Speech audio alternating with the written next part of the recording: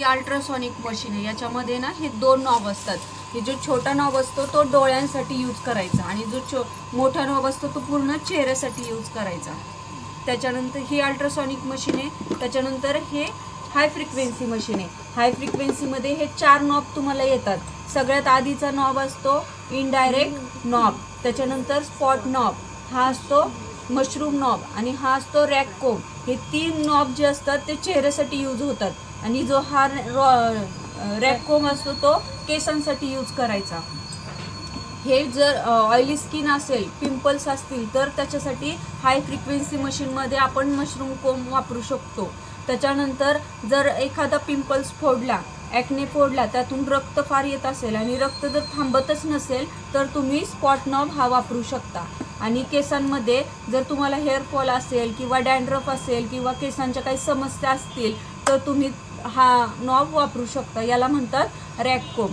याला फ्रिक्वेन्सी असते कमी जास्त करायची, लो आणि हाय 1 2 3 4 5 6 7 8 9 10 पर्यंत याला फ्रिक्वेन्सी असते। आधी 1 2 वरच ठेवायची, त्याच्यानंतर जसं जसं क्लायंटला सहन होईल तशी फ्रिक्वेन्सी वाढवत जायची।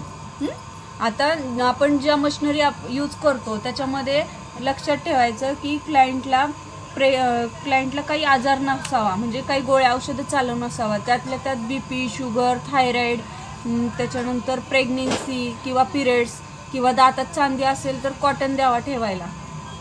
त्याच्यानंतर इथे ही गॅल्व्हॅनिक मशीन। गॅल्व्हॅनिक मशीनमध्ये या प्रकारचे 4 नॉब असतात। हे 3 नॉब असतात। हा नॉब याला लावायचा असतो।